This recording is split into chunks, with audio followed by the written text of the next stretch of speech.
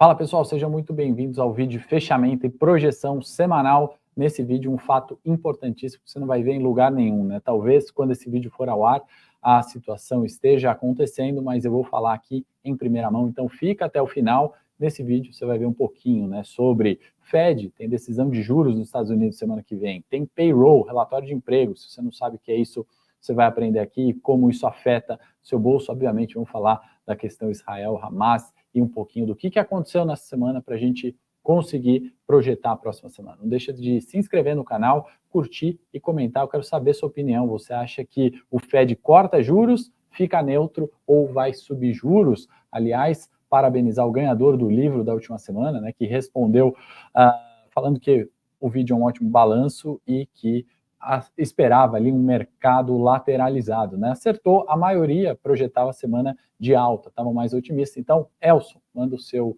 dado para mim, seja por Instagram, seja aqui nos canais da Levante, para a gente enviar o livro que a gente está concorrendo essa semana, para quem comentar, se inscrever, ativar o sininho, é Dobre os Seus Lucros, um livro de cabeceira aqui, né, do Marcel Teles, ele que tem um papel importante no varejo aí, questão polêmica recentemente, acho que vale a leitura. Bom, pessoal, vamos passar rapidamente aqui como que a gente viu essa semana, né, que foi uma semana de volatilidade, bolsa de lado no suporte e alguns outliers aqui, né, CVC disparou 14%, Gold dispara 12%, né, algumas ali no setor de petróleo, gás, biocombustível subindo, não foi o caso da Petro, né, que teve polêmica envolvendo a companhia. Vale, peso importante no Ibovespa, disparou também, né, recuperou um pouco de seu valor de mercado. Então, materiais básicos com peso relevante, acho que fizeram a diferença, puderam, né, deixaram com que o Ibovespa ficasse na região de suporte, né? Para quem ainda não está tão familiarizado com a análise técnica, vamos para a nossa análise técnica clássica aqui, filtrei algumas coisinhas, e a gente está falando do candle semanal, que é esse aqui, que mostra a volatilidade de Ibovespa. Fechamento e abertura muito próximo, candle de corpo real pequeno. Pavio, né, que é a variação do preço, você bate o olho, você vê que a bolsa foi até o 115 ali e numa mínima de 112. Então, variação na região de suporte que a gente já conhece, né? Então, traçando aqui é de novo, né, resistência no 117, suporte nos 113, 114, que a gente está falando já há algumas semanas. Cada barrinha aqui representando uma semana. Quando a gente vai para o gráfico diário, né, a gente vê essa consolidação de preços, né? Volatilidade da guerra, declínio em decorrência ali de neutralidade em petróleo e outras questões de incerteza econômica. Nessa semana a Bolsa tentou ir, mas em nenhum dia ali, né, mostrou uma alta, né, direcional de preços. E isso a gente está vendo aqui em cada barrinha, cada candlestick compôs a última semana. Logo, se a gente projetar dessa forma, a gente está entendendo ainda que em região de suporte é briga de preços, né? Nesse cenário volátil, não vale você comprar o suporte, vender resistência, você tem que acompanhar nosso vídeo aqui e entender um pouquinho melhor. Então, para a gente projetar de forma melhor próxima semana, vamos fazer uma leitura aqui sobre dados, né, que a gente julgou importante na última semana. Um deles foi PIB dos Estados Unidos. Quando a gente olha projeção de PIB, né, parece que não tem crise. Foi esta barrinha branca, o dado atual, né, veio bem forte, era a expectativa de retomada para o mês de setembro, né, e a gente teve ali um dos melhores desempenhos, né, quando a gente olha trimestralmente PIB nos Estados Unidos, né, retomando quase valores ali de dezembro de 22. Então, realmente foi um dado positivo. Contrassenso, né, a gente viu inflação, né, e aqui estamos falando do headline, aquela inflação que vai servir para o Fed decidir juros na quarta-feira, né, que é o PCI, não é o CPI, como a gente costuma falar, né, o nosso IPCA aqui, a inflação que o Fed olha é essa aqui, é o PCI, e quando a gente olha, né, o core, quando a gente olha o headline, né, que é a barrinha branca, o core, barrinha azul, a gente está vendo, né, uma certa neutralidade, né, vindo ali em alta, mas depois de um declínio, né, e isso, obviamente, não é uma novidade quando a gente olha dados americanos. Então, assim, não, vamos mudar o tom da fita, né, não é mais sobre inflação, tá, que a gente está falando. Inflação neutra, juros alinhados. O discurso do Powell na quarta vai vir nessa linha. Tem um ponto que eu quero ir além com vocês, é justamente isso, né? Inflação a gente sabe que está ruim, mas será que o que vem à frente ainda fica pior, né? E aqui eu quero trazer linha azul, a gente está falando de renda pessoal, né? Linha amarela, a gente está falando de poupança nos Estados Unidos, e linha branca, a gente está falando de consumo, né? Então, aquilo que é impacto direto na inflação. Quando a gente fala de poupança, né, que é um declínio, você vai ver alguém por aí falar que está preocupando a poupança americana declinando, a gente tem que lembrar que o ser humano, ele gasta o que tem, ele não poupa, né? No geral das contas é isso, né? A sua necessidade de consumo, sua vontade de consumir é sempre muito maior do que a sua poupança, né? Então isso não me preocupa tanto, mas o que me preocupa muito é justamente sobre a renda pessoal, né? Ela está neutra e está caindo, ou pelo menos não está aumentando. Então, se a renda não está aumentando, a gente não tem crescimento econômico. Isso, na minha opinião, independe do nível de poupança. Tá? Então, acho que é um fato importante para a gente começar a trilhar e tentar entender como é que o Fed se posiciona na semana que vem, né? E aí, como que foram os mercados pelo mundo? Nasdaq, S&P 500, Russell 2000, né? Se a gente olhar aqui, a gente teve uma das piores semanas do ano para as ações, né? É claro que esse mês de setembro, se a gente olhar desta parte do gráfico aqui, né, é muito mais comum a gente ver as barrinhas para baixo do zero do que valorizando ali, né, como foi no comecinho de setembro, né? Então, é um semestre, de fato, onde esses contrassensos de dados, né, eles estão preocupando, sim, os investidores. Por outro lado, né, o que a gente pode olhar em mais detalhes aqui, né, expectativa de dividendos também diminuindo, né, isso favoreceu com que as bolsas caíssem nessa semana. Revisão aqui no índice, né, de earnings do Citigroup, estou trazendo aqui,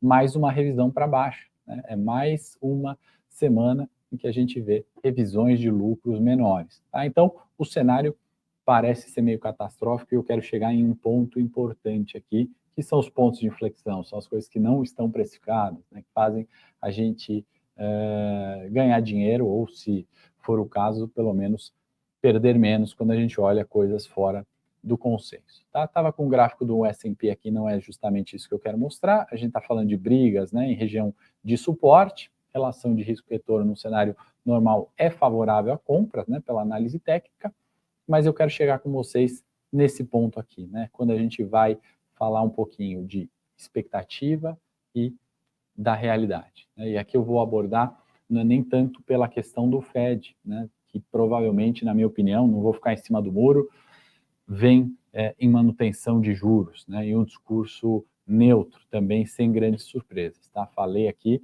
não esquece de comentar, ativar o sininho, curtir o vídeo e deixar o comentário para ganhar esse livro aqui, concorrer esse livro. Tá? Quero saber a sua opinião, é importante. Tá? Semana passada a maioria errou, falou em alta de Bovespa, veio uma neutralidade, quero saber a sua opinião sobre o Fed e você concorre ao livro.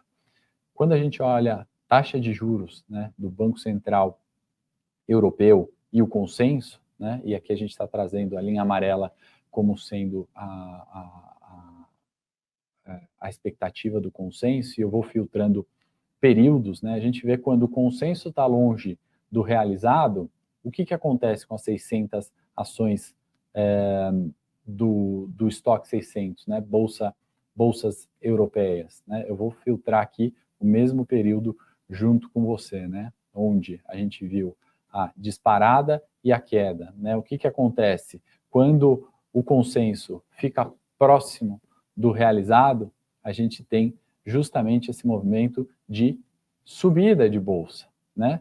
O declínio vem porque a taxa é elevada. Vou pegar outro período recente, né, de distanciamento e proximidade do consenso, tá? Então vamos pegar aqui o período agosto-setembro, né? Distanciamento, aumento de juros, mas em linha com a expectativa, tá? Vou fazer o mesmo período, agosto-setembro, aqui do estoque 600, junto com vocês, agosto-setembro, né? O que a gente está vendo? Disparada de preço, declínio de preço, pelo que subida de juros. Vou fazer o último filtro mais recente com vocês, que é onde o Banco Central Europeu chegou nessa semana, encontrando consenso. Então, distanciamento do consenso, né, entre o realizado e consenso, e aí alinhamento do consenso. Em qual período a gente está no estoque 600? Desesperador, né, dos mercados caindo. E aí, o que a gente tem? O declínio de preços.